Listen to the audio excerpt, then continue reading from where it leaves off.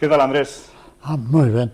Sabes que esta va a ser la primera cápsula del tiempo que grabamos como iniciativa desde la Asociación Internacional de Hidrogeólogos del Grupo Español con los hidrogeólogos insígnes de nuestra patria y bueno, pues te hemos elegido a ti en parte por la relación personal que tenemos contigo, pero nuestra idea es invitar pues a todos aquellos hidrogeólogos a los que hemos homenajeado desde la asociación y les hemos concedido el premio a su trayectoria profesional.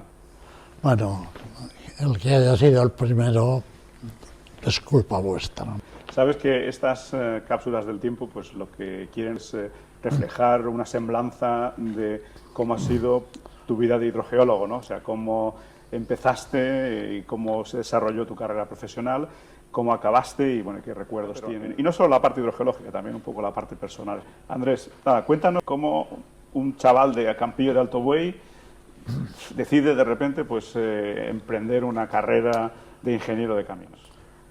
Bueno, eso no se decide de pronto. Mis padres, sobre todo mi padre, que era muy emprendedor, decidió que sus hijos tuviesen una carrera profesional. Empezamos a hacer el bachiller con un maestro que era practicante y con don Julián el cura, latín y religión.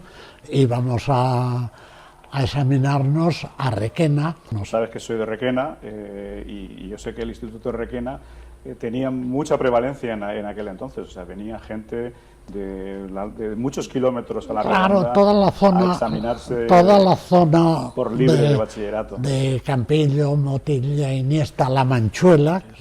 Bueno, entonces consigues pasar el bachillerato como estudiante por libre en el Instituto de Requena. No, pasamos hasta tercero.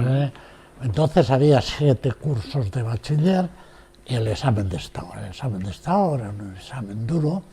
En los 4 últimos cursos, de cuarto al séptimo, lo hicimos internos con los escolapios en Valencia.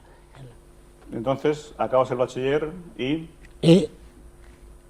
bueno, mi padre más que yo, casi, decide que me vaya a una academia, que fue la Academia Luz, a preparar caminos. Bueno, pues me comentas que estás en la Escuela de Caminos. Bien, éramos poquitos en la escuela, en mi clase éramos menos de 70. Cuando acababas tenías una posición como ingeniero de Estado. Estabas en espera. Yo a los 3 años salió que ya había plazas libres para nosotros y empezamos a entrar. ¿Durante los años de la carrera ya viste que te interesaba el tema de la hidrogeología? No, la hidrogeología no, me interesaba el agua. Y los temas de las presas, las obras hidráulicas. Yo no quise entrar en una oficina de proyectos, sino preferí vivir la construcción de las presas y vivir las presas. Y me fui con Rodeo a la presa de San Esteban, que ya estaba construida, de la supresión. No sabían cómo era y por qué funcionaba la supresión en las presas, que no tenían en cuenta el terreno, no tenían en cuenta el flujo en el terreno. Si tenemos en un valle estrecho, poco penetrante, y un terreno poco permeable, que son los que se suelen buscar, pues el flujo hacia el valle en el río tiene una componente vertical importante. El problema de Malpasset que pudo ser debido a temas de flujo subterráneo con zonas de distinta permeabilidad y modificadas por trabajos hidráulicos o de presas o de inyecciones y también he pensado, Casa Grande habla de la presa Hoover, de las supresiones en la presa Hoover. La presa Hoover está en la entrada del Gran Cañón, que tiene 2000 metros de profundidad desde el altiplano que rodea el Gran Cañón hasta el fondo, y la Hoover tiene en la entrada 100 y pico metros, pero hay cientos de metros o más de 1000 metros de terrenos con distintas permeabilidades que tienen su flujo y que interfieren con los terrenos en que está presentada la presa Hoover, que les da una supresión o una presión intersticial muy alta ahí.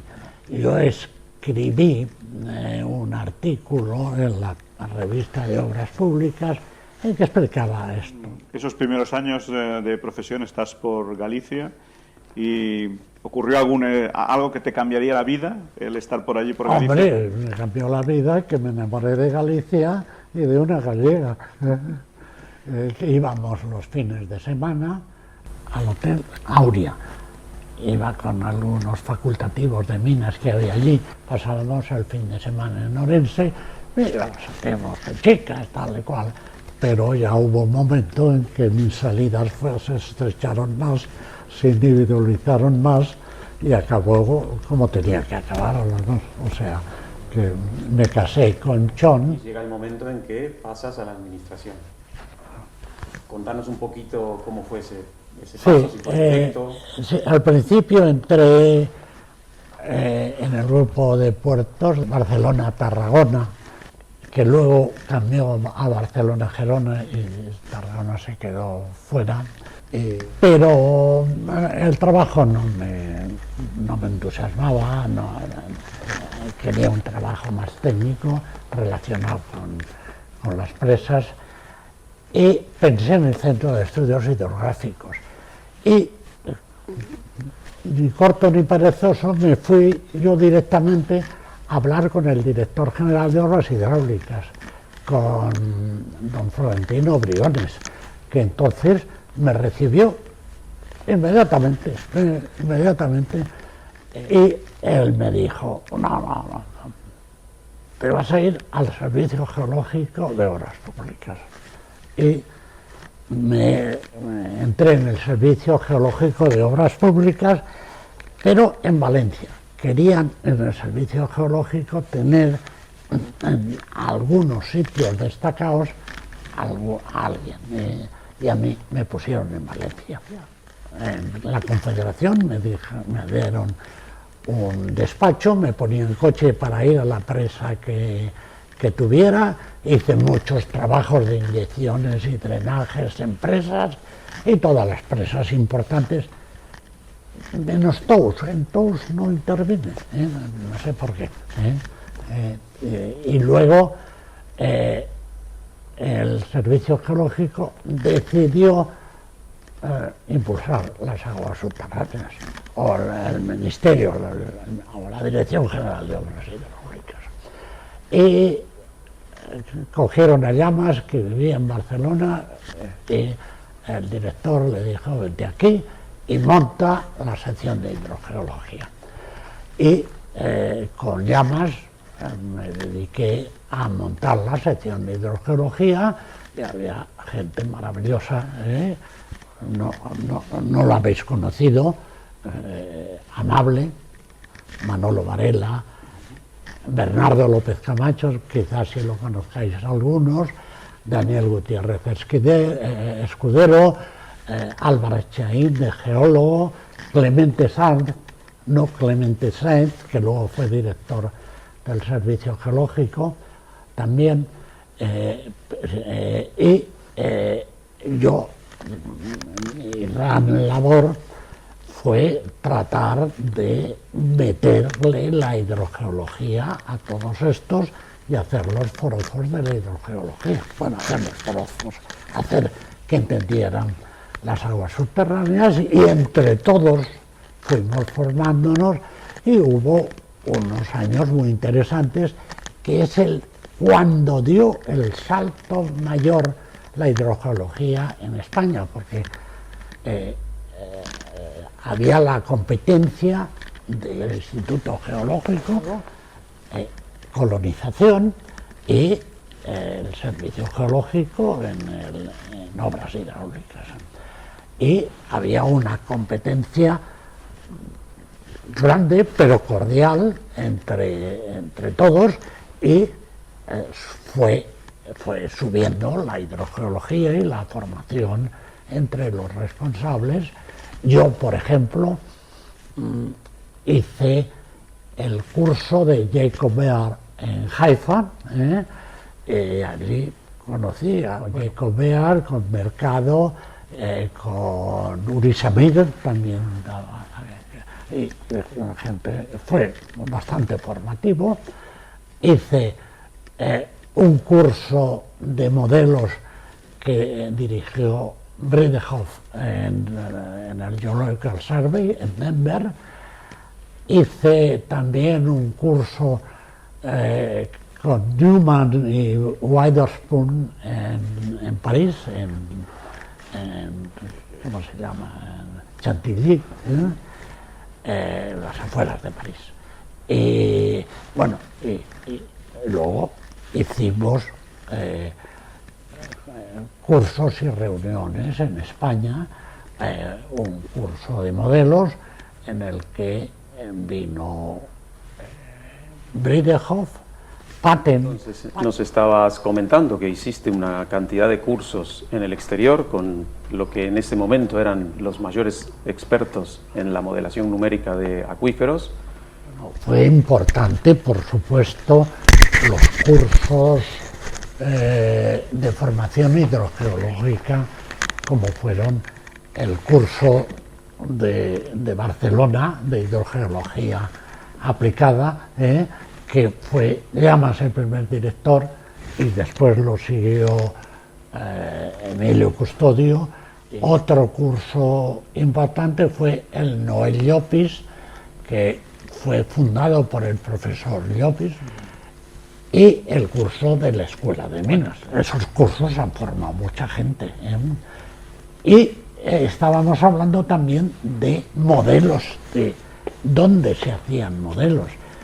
Se hacían modelos resistencia a capacidad, que se hacían, Tajal en Israel los tenía, el Geological Survey, Patten, los tenía en Denver, en el USGS de Denver, en Francia también estaban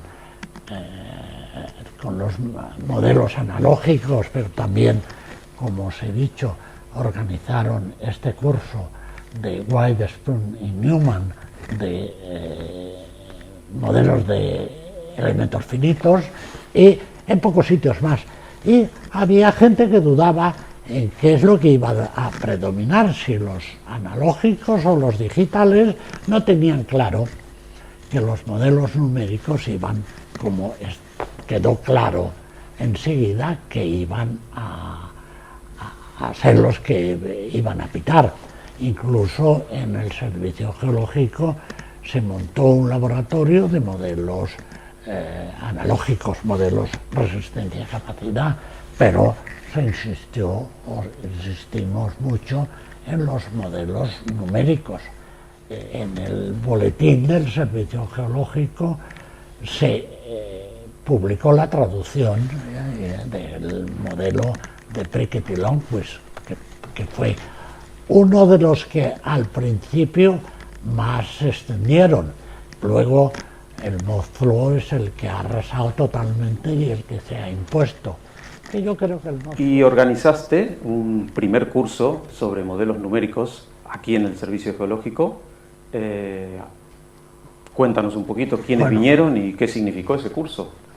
No fui yo el que montó el curso, fue ya más que yo le ayudé, por supuesto, y que vinieron, el más relevante de todos fue Bridehoff, y ya no me acuerdo, Patten vino también, y algunos otros que ya no. Y dinos algo acerca de, por ejemplo, los principales trabajos en los que participaste o cuando estabas en el Servicio Geológico. Hay dos que yo tengo mucho cariño y he vivido mucho y he sufrido mucho con ellos. El de La Plana de Castellón, Mijares, se llama María Cristina, y Contreras. Contreras es el más el más importante y el de más sentido de todo. Contreras tiene 140 metros, o 130 o 140 desde cimientos, y me encargaron hacer un proyecto, que había un proyecto de inyecciones, proyecto típico y clásico de todas las presas, que era hacer pantallas verticales desde las galerías, de prolongación de las galerías de la presa en el terreno, y con sondeos verticales hasta 50 o 100 metros, eran así, no venía muy claro. Y yo monté para empezar a hacer esto, pero vino entonces una pequeña avenida en el río Cabriel, saltó la taguía e inundó una galería subalvea por debajo de la cimentación de la presa, que la inundó, y a la semana o algo así ya no tenía agua. Y yo cogí y fui al director y le dije: don Manuel, yo aquí, hasta que no sepa lo que pasa, no inyecto. Y no inyecté, y me dediqué, y lo convencí, y me dediqué a analizar lo que pasaba.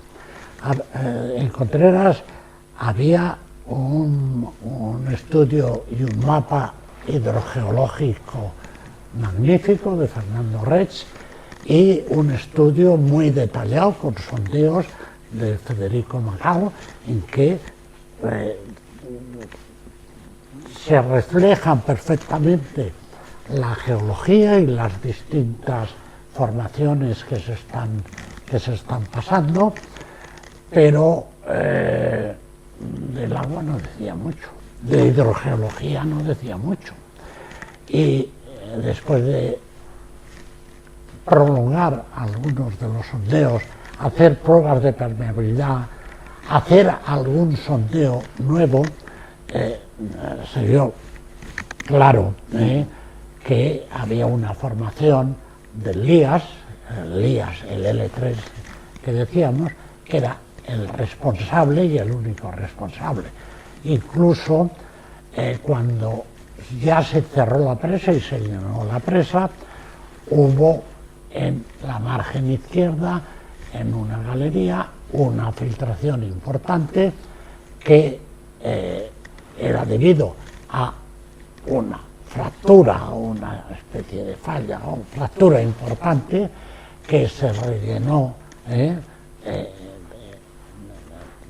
las que estaban comunicadas con eso, y que se tapó. Pero se vio que esa formación L3, que no aparecía aguas abajo en ningún momento, porque venían formaciones impermeables miocenas debajo de mucha potencia, y ese L3 estaba del orden de 400 o 500, no, estaba más, pero había del orden de 300 o 400 metros de formaciones poco permeables o muy poco permeables entre esto y el río. Para ver la permeabilidad de esa formación hicimos hasta 2 pozos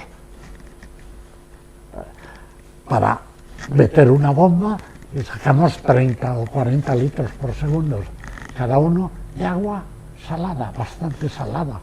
Entonces ya nos hacían chiribitas todos los ojos. Sobre todo había especulaciones que no me convencían nada. Incluso hicimos sondeos de gran diámetro y le echábamos 30 litros por segundo con bombas y subía a muy pocos centímetros el nivel. Entonces eso era... pero con las pruebas que habíamos hecho de permeabilidad, y sí vimos que aguas abajo, que entre la presa y aguas abajo en el puente de Guatocañas había una surgencia de aguas que antes de llenar la presa tenían pocos cloruros, y cuando se llenó la presa y se filtraron del orden de 3 metros cúbicos por segundo,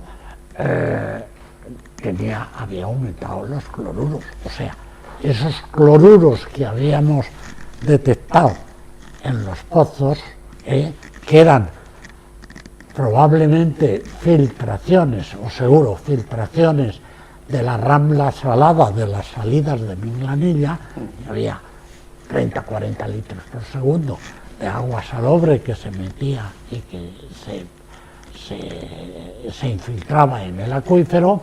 Y entonces, entre la composición química del agua en el río y en el embalse, y luego aguas abajo, antes y después de llenar el embalse, y que no había filtraciones en el recorrido, pues eso ya nos centró en que el problema estaba en esa formación de lías. Pero había, además de las filtraciones, otro problema, que era el de la estabilidad de la presa del Collao. Tenía unas margas del Jurásico superior que estaban fisuradas y rellenas con yeso de deposición posterior de las infiltraciones de las aguas salinas en esa formación, y que se rellenaron esas fisuras, y se pretendía que no estuviesen, que estaban en contacto aguas arriba de la presa del Collao con el agua del embalse, y se pretendía que no funcionase para que no se produjesen deslizamientos, porque la presa del Collao tiene un manto de escollera para estabilizarla, para impulsar la hidrogeología. Y los primeros informes que hicimos eran los que llamamos de recopilación y síntesis, en que no hacíamos ni un sondeo, ni un estudio geológico, sino que aprovechábamos los estudios geológicos e hidrogeológicos que había y los datos de inventario de pozos, que dábamos una idea de las demandas, de cómo funcionaban los recursos, tanto superficiales como subterráneos, cuál era la explotación y qué cosa había que estudiar más, que afinar más, y qué futuro podían tener las aguas subterráneas conjuntamente con las superficiales en esa zona. Y de ahí salió la utilización conjunta de aguas superficiales y subterráneas. ¿Y por esta época ya comenzás a pensar en la vida universitaria como docente o no todavía? No. ¿Cuándo ocurre eso? Empecé algún curso de geológicas y en caminos sobre aguas subterráneas, o relaciones aguas superficiales subterráneas, sobre posibilidades del uso de las aguas subterráneas. Y quería preguntarte, en el servicio geológico, a lo mejor ejemplos que hiciste tú de trabajos de uso conjunto. Sí, bueno, yo me di cuenta cuando estudiamos los temas de Sechar y María Cristina, la impermeabilización, ver las filtraciones, los regantes del Mijares y los sondistas nuestros tenían muy claro que el agua que se filtraba en Sechar y en María Cristina iba al acuífero. Y yo hice un informe y dije que probablemente era mejor dejar que se filtrase el agua y recargarse el acuífero, que no que fuese impermeable totalmente, que hubiese avenidas que soltasen agua, que llegasen al mar y que se perdiese al mar, que no, que eso fuese impermeable. Y yo tenía miedo de que los regantes me saltasen a la garganta, pero no dijeron ni pío. Ellos lo tenían más interiorizado que yo. Incluso organizasteis un curso de uso conjunto desde el Servicio Geológico. Ah, sí, hicimos un libro, porque vienen los modelos pluricelulares, la gestión conjunta, las primeras ideas. En esta época fue cuando empezaste a pensar en los autovalores y desarrollaste el método.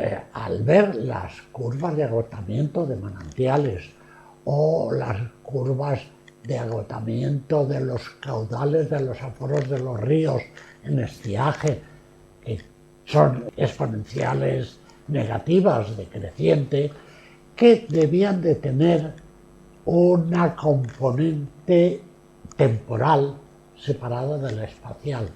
Y dándole vueltas a eso, ya no me acuerdo cómo, pensé que tenían que tener una componente espaciotemporal dependiente de la estructura del acuífero y de las características del acuífero, y al final me salió que salía una suma de exponenciales decrecientes y me salía la solución tanto analítica como numérica o como matricial del problema de los autovalores. Y saqué la solución sin demostrar la solución, pero vi que era la solución del problema de Sturluville, que luego... Y antes de que ya hablemos de tu época de la universidad, no sé si quieres contarnos algo de los trabajos de la Plana de Castellón. Bueno, los trabajos de la Plana de Castellón fundamentalmente era eso que os decía, que lo que había que hacer no era inyectar las presas, era gestionar el acuífero y las presas. La Plana de Castellón es con el río Mijares y la Rambla de la Viuda, donde está María Cristina, es el primer modelo de utilización conjunta que hicimos y es objeto de la tesis de uso conjunto de Joaquín Andreu, que se hizo el modelo matemático de la Plana, y luego en las simulaciones, conjuntamente con la operación de los embalses y la gestión del agua en la Plana de Castellón, se hizo con el método de los autovalores. Hay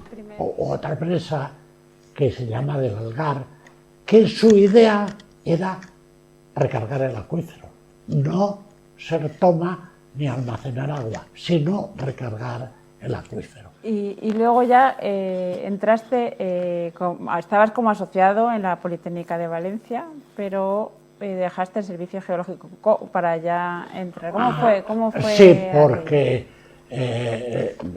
Vicente Fullana se empeñó en que me presentase a la oposición y seguí compatibilizando Servicio Geológico con la universidad. Estaba de lunes a jueves en Valencia y el fin de semana me venía aquí y así estuve bastantes años. Lo último que quería preguntarte era sobre el comité... Nos financió el Comité Conjunto Hispano-Norteamericano unos estudios que al principio fueron con la Colorado State University, donde estaba Bujica Yeyevich, muy conocido internacionalmente, y todas las semanas me llamaba por teléfono a mi casa. Le financiaron un proyecto junto con la Universidad de Arizona. También nos financió unas investigaciones la Fundación Areces, y yo creo que eso le dio un impulso importante al uso conjunto, a los estudios de uso conjunto en el país. Una de las prolongaciones del Comité Conjunto por parte americana, el cambio fue con la Universidad de Stanford, en la que participaron Irving Remson y Steve Gorelick. Hemos estado hablando de que estuviste como profesor asociado en la Universidad Politécnica de Valencia. Luego entraste con una oposición al Departamento de Ingeniería del Terreno, ¿no? Cuéntanos un poco cómo fue evolucionando tu situación en la universidad. Sí, bueno, estaba de asociado en Ingeniería del Terreno. Yo lo que hice fue cambiarme al Departamento de Ingeniería Hidráulica, porque lo que daba, lo que explicaba y lo que estaba investigando y tenía algún doctorando era de temas de hidrogeología, de temas de aguas subterráneas o de temas de uso conjunto. Y también otros casos prácticos. Otros casos prácticos de uso conjunto e interesantes. Hay uno que es paradigmático, que es el Río de los Santos. El Río de los Santos, no me acuerdo si fue antes de Fallas o después de Fallas, nos vinieron a decir que tenía menos agua que siempre. Es un manantial cástico que drena el acuífero y yo pensé lo de siempre, pensé que eso era un embalse subterráneo que drena por el aliviadero, que tú tienes presas, que tienes aliviadero, pero tienes unas tomas, y entonces dije, vamos a hacer unos pozos, hicimos un sondeo de reconocimiento y vimos que, bueno, que tenía permeabilidad suficiente. Lo hicimos con un diámetro un poco mayor y el primer pozo se bombeó con 850 litros por segundo. Y se hizo eso, ese y otro pozo en el que se puso una bomba de 350 litros por segundo. Y ese verano ya bombearon, vertiendo el agua bombeada de los dos pozos que estaban pegaditos al manantial y regaron ya con agua en el canal de toma que llevaba todo, y más agua que nunca. Y han hecho... Cuéntanos algo sobre la fuente de Campillo. La fuente de Campillo. He perdido una foto de esta niña, de la foto de la niña, mis dos nietas, las hijas de José, ella y Manuel revoloteando y sentando encima de la fuente de Campillo, pero en el teléfono tengo otra con la calle de Andrés Auquillo en Campillo de Alto Buey. ¿Y por qué? ¿Por qué te han puesto el nombre de la calle? Cuéntalo. Por el pozo de Campillo. Campillo está a 936 metros sobre el nivel del mar. Y las aguas de toda esa zona, que es calcárea, van al Júcar, en Albacete, y al Cabriel, entre Cuenca y Valencia.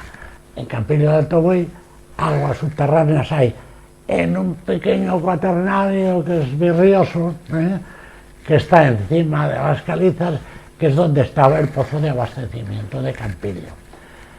Y eso lo estudió cuando estaba en el servicio geológico Martínez Gil. Los sondeos me parece que los hizo Álvarez Chain, que atravesando todo ese cuaternario hay unas calizas, pero que tienen el nivel a 150 o 160 metros. El cuaternario los tiene,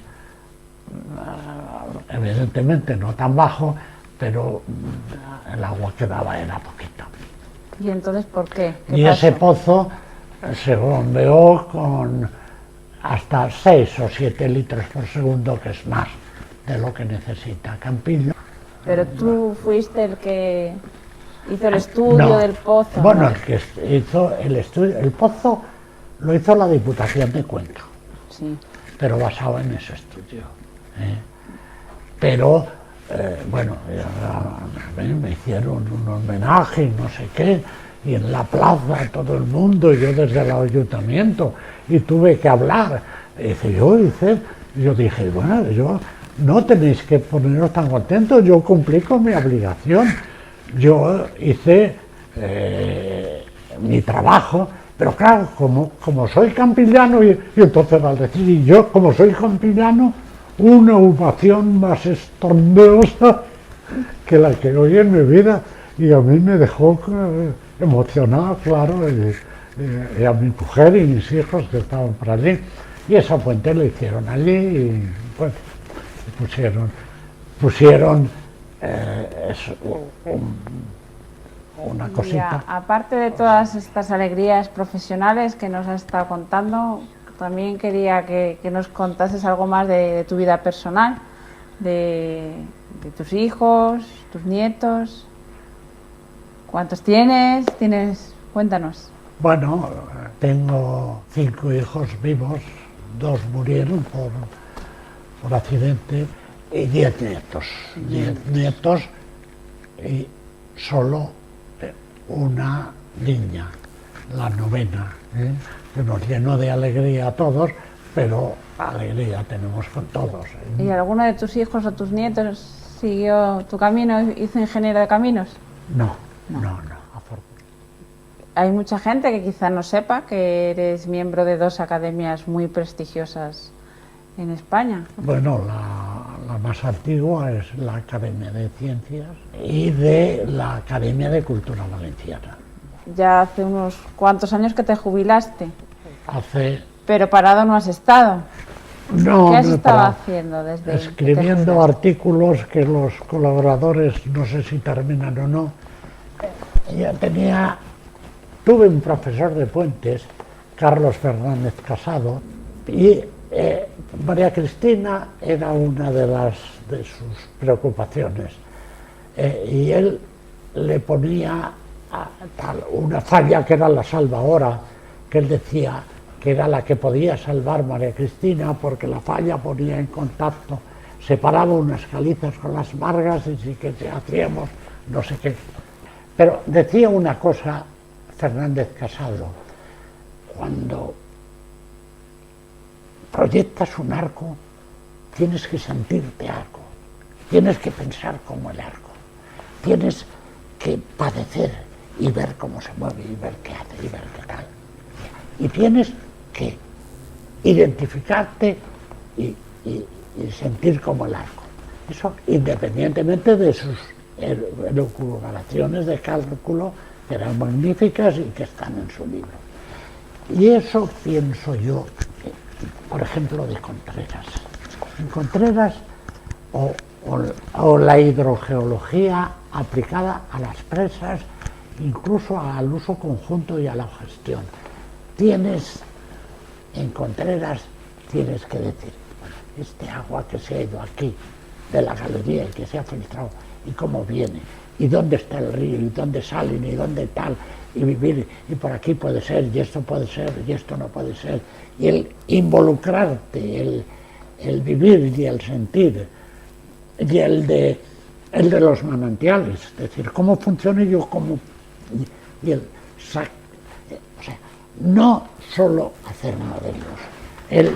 Creo que el hacer modelos es una parte, pero la otra parte es sentirte viva, es vivir el tema. Yo creo que eso es fundamentalmente, por lo menos en los profesionales técnicos, que tienes que sentirte viva. Y yo creo que eso es lo que yo me he dado cuenta que hay que pensar así, y me estoy dando cuenta ahora más que nunca.